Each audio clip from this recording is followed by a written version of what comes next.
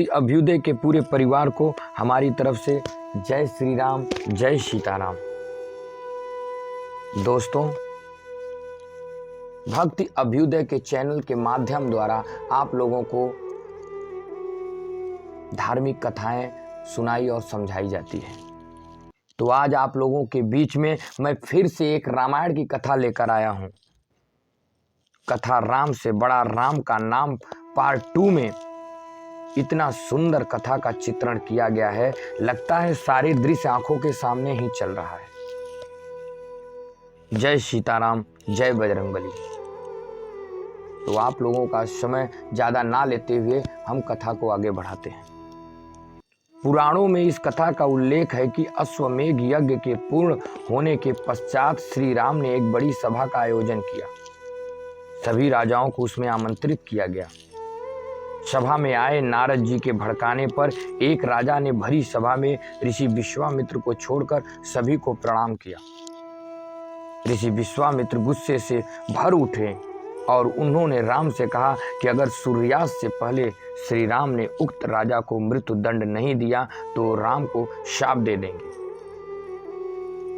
श्राप के भयभीत होकर श्री राम ने उस राजा को सूर्यास्त से पहले मारने का प्रण ले लिया।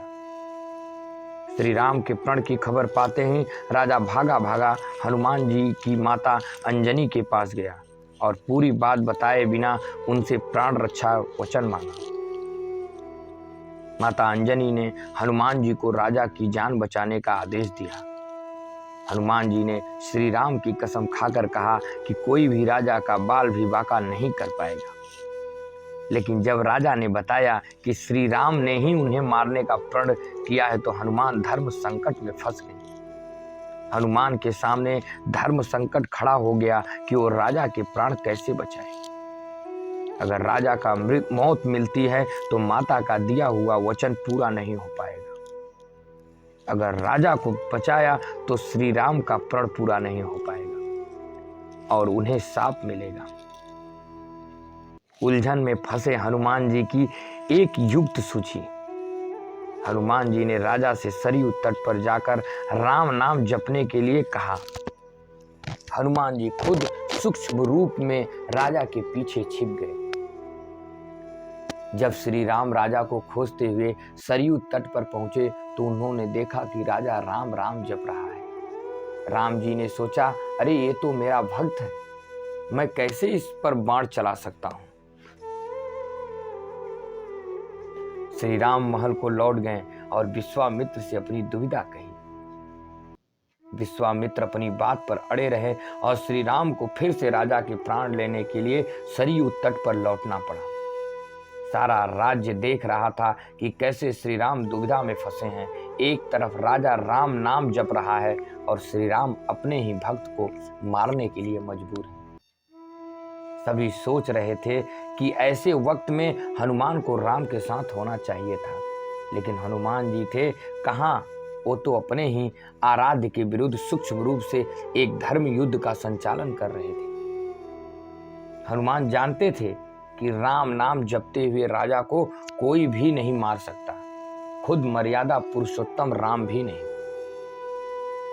राम जी जब फिर से सरयू तट लौटे तो राजा को मारने के लिए शक्ति बाण निकाला, लेकिन तब तक राजा हनुमान जी के कहने पर सिया राम जपने लगा।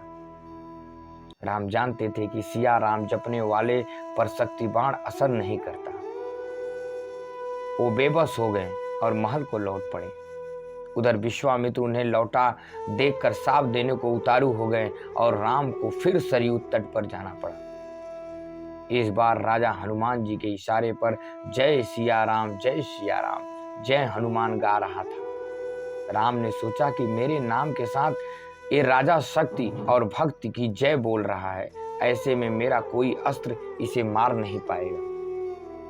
इस संकट को देखकर श्री राम को मूर्छा आने लगी तो अयोध्या के साधु संतों में खलबली मच गई। तब ऋषि वशिष्ठ ने ऋषि विश्वामित्र को सलाह दी कि राम को इस तरह संकट में नहीं डालना चाहिए। उन्होंने कहा कि राह चाह कर भी राम नाम जपने वाले को नहीं मार सकते। क्योंकि जो बल राम के नाम में है और खुद राम में नहीं। संकट बढ़ता देखकर ऋषि विश्वामित्र ने राम को संभाला और अपने वचन से मुक्त कर दिया। मामला संभलते देखकर राजा के पीछे छिपे हनुमान वापिस अपने रूप में आ गए और श्री राम को प्रणाम किया। तब श्री राम ने कहा कि हनुमान ने इस प्रसंग से साबित किया कि भक्त की शक्ति हमेशा आराध्य की ताकत बनी है और सच्चा भक्त हमेशा भगवान से बड़ा ही रहेगा। अब आप लोगों के सामने मैं फिर से एक ऐसी कथा के लेकर उपस्थित होऊंगा। तब तक के लिए हमें आज्ञा दीजिए। जय श्री राम, जय सीताराम।